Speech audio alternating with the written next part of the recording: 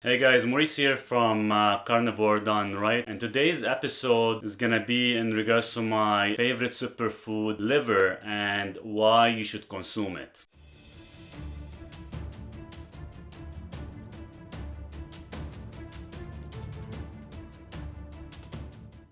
Beef and or lamb liver, nutrition is hard to beat. It's super lean, high quality protein, low in fat. So I highly recommend anybody who wants to consume the liver is to add some type of fat with it, just because it is quite lean, and you do get roughly 100 grams of liver, roughly anywhere between 27 to 30 grams of protein. So therefore, adding some additional fats such as suet. Now, some of the common livers out there you're gonna find, there's pork, lamb, beef, of course. There's goose, duck, etc. Now you can find liver in many grocery stores and many butcher shops as well too, right? But which one is the highest quality and what you should look for? Now, one of the only reason I aim for lamb liver, as of course is being the number one superfood, is due to high nutrient dense, and as well it does support the body as whole, against any inflammation and or reducing any type of diseases. And the nice thing about it is it's very tough to get the same amount of nutrients from other piece of cuts of meats compared to the liver, just because it does offer you a wide range of vitamins and minerals as well too. Now, liver cost, it is quite cheap and it is available in many grocery shops, but if you can get your hands on a good clean and direct access to butchers, probably that would be your best bet, as the liver could be a lot fresher, and especially if you're looking to consume it raw. Now, myself even thought I do buy it raw and fresh.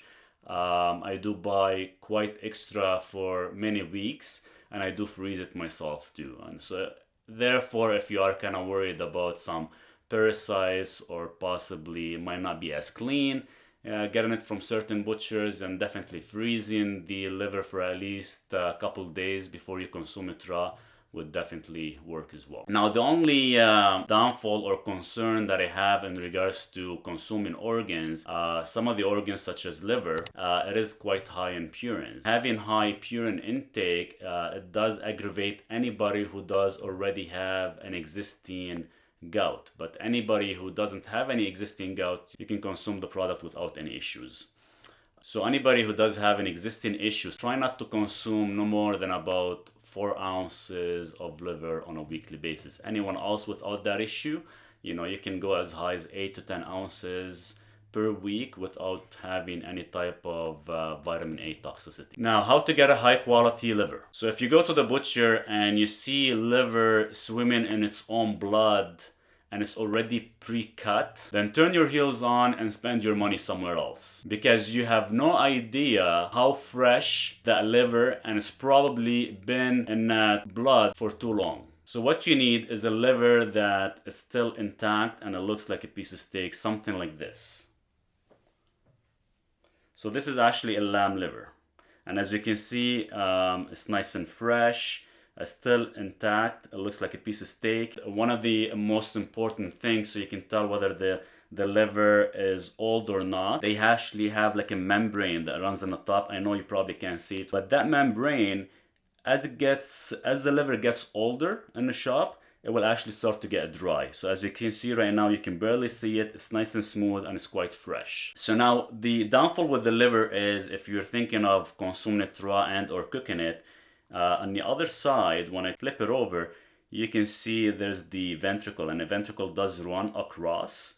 And what happened is, a lot of audience, when they cut it up, when they eat it raw and or cook, when they get a piece of ventricle, you're gonna notice it's a little bit chewy, and sometimes you might not like the feeling of it, right?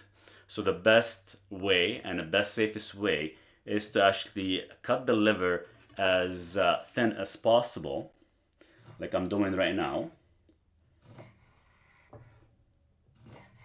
Therefore, when you get the piece of liver, you barely, if anything, you'll possibly have like a slight ventricle in there that it's not gonna actually taste bad, or it's not gonna give you that chewy flavor. So you can see the liver is quite clean, quite nicely cut, and that's how it should be. Now, how to include liver in your diet? My favorite option is slicing it, as I did earlier, with a little bit of Himalayan salt and enjoy it raw. Second option, you can actually pan fry it for about 30 seconds per side. If you like it nice, medium rare or even rare, using some suet gives it a nice rich flavor.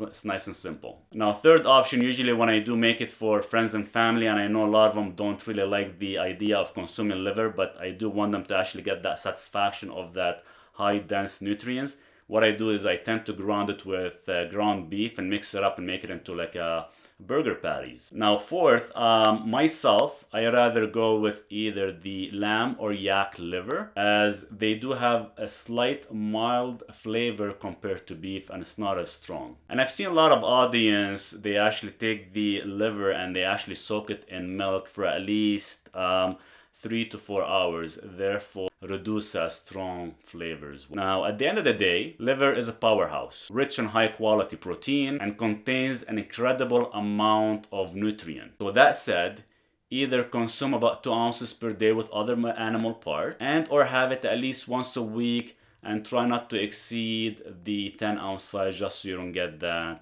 vitamin A toxicity. Hey guys, I hope you enjoyed this episode. Don't forget to subscribe and turn on notification for future amazing episodes by Carnivore done right.